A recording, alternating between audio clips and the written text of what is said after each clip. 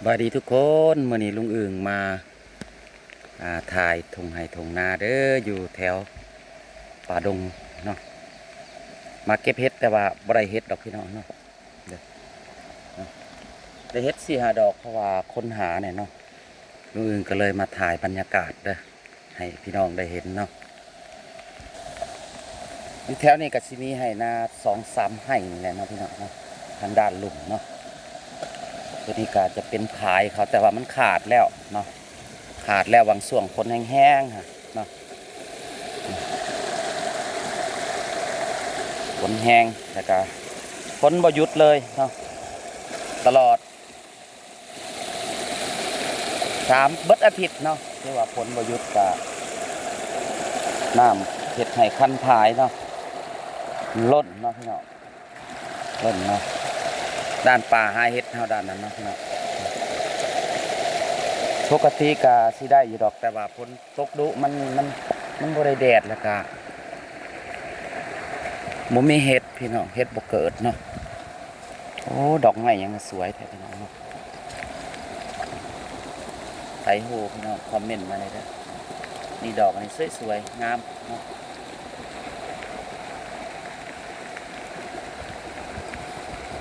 เออทางมาอึเนาะเขาปลูกไว้มักอึพี่น้องแต่ว่านี่หมากน้อยๆนี่พี่น้องเดี๋ยวหมากมันเนาะเขาปลูกไว้ตามคันหนองนะพี่น้องลุงอื่นก็เลยแถวนี้มันจะเป็นห่วยเนาะแต่ว่าเขาใส่รถมาเห็ดเป็นไหนาเลยกันเห็ดคลองข้างๆเลยพี่น้องเนาะจริงๆมันเป็นป่าดงใหญ่เลยเนาะพี่น้องแต่ว่าถือไฟลามแถวนี้กะเลยอันนั้นไม่กะถือตัดไปหลายแล้วนะเป็นดงนะพี่น้องเนาะมาอัปเดตให้เห็นนะนี่เขากำลังงามเลยเนาะเป็นน้องเขาปล่อยปลาใส่เนาะปล่อยปลาใส่นากัน1 ไห่2 ไห่3 ไห่4 ไห่พี่น้องเนาะเมื่อสิขึ้นเมื่อเที่ยงเขาพูดแล้วเนาะขึ้นเมื่อเพิ่งเที่ยงเขาพูดแล้วเนาะเพราะว่าบ่ได้เฮ็ดมื้อนี้เนาะพี่น้อง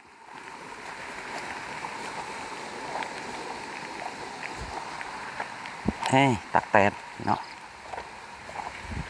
เขามีเตาเลยพี่น้องมีเตาเนาะ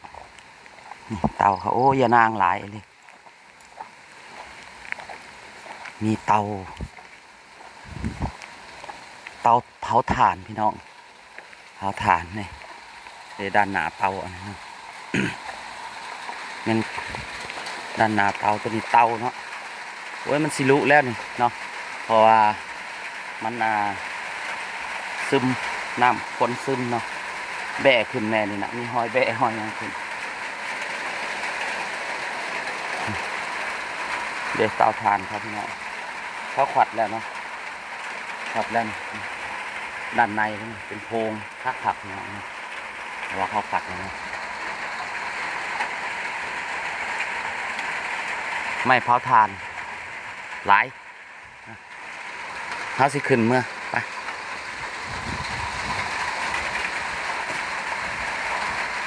มาให้บรรยากาศเห็นบรรยากาศนะพี่น้องนะฝนตกเบิดมือเลยมัน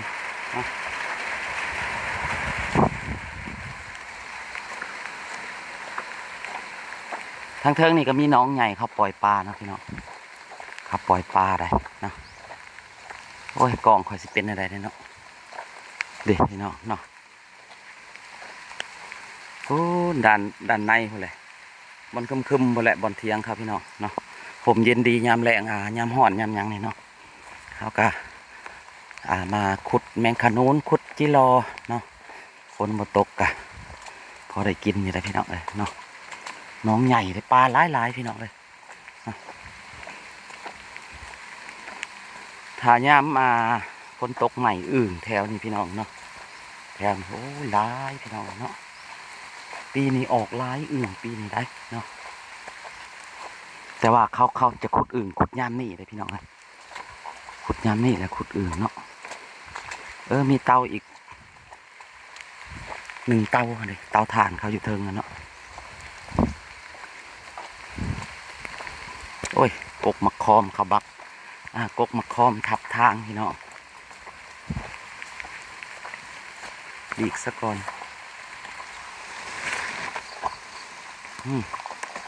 เขาปล่อยปลาได้พี่น้องอันนี้กกมักสมพ่อพี่น้องคนเวียดเขาซื้อตะกี้เนาะมันเป็นเอาไปเห็ดยังกับบุบได้เห็ดมันพี่น้องนะเด้เตาถ่านครับพี่น้องเนาะ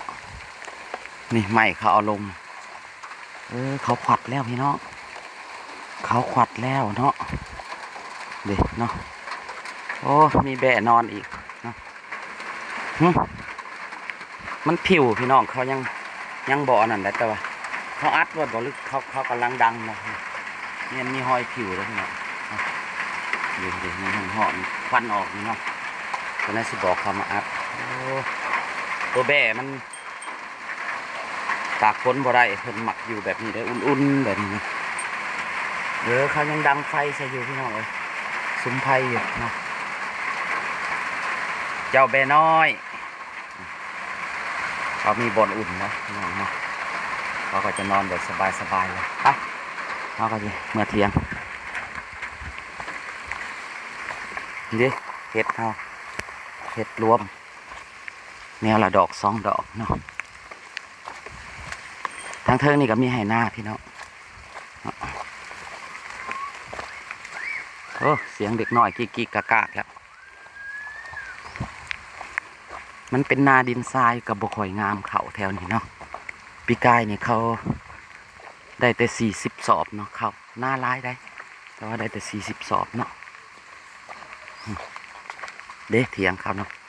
เขาจะอ้อมตะนางเรียบร้อยเลยพี่น้องเลยเนาะแต่ว่าแถวสปป.ลาวในส่วนหลายจะผูกงัวตามอันใต้ทุนหรือกองกระหล่างเฮือนเนาะเขากำลังเสียดห้องน้ำพี่น้องเลยเนาะงัวเขาอันนี้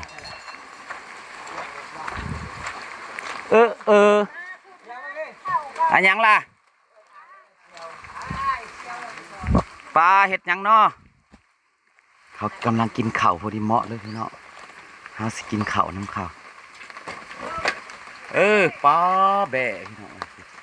งอยเต็มเบิดบอลเขานั่งซุ่มนั่งนั่นเลยเนาะซ้ำนั่นก่อนบอกพี่น้องฮะบ่มีฮอตเฮ็ดซ้ำ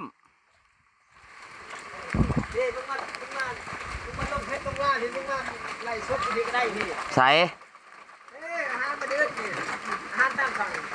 อาหารยังตามสั่งได้อยู่ป่าอยู่ดงก็มีอาหารตามสั่งบ่ต้มไก่บ่ปอโตพี่น้องเอ้ยเขามีแบบของแท้แล้วนี่บ้านนอกกินแบบของแท้โตมีลึกขนาดเต็มเลยพี่น้องตั้งเตาแบบอยู่ในเมืองเลยค่ะเห็ดเนาะครับน้ำไม่ไหลเขาก็ได้พี่น้องเลยซัมนี่ก็เด้อพี่น้องซอยจุน้ำเขาก็จักบาท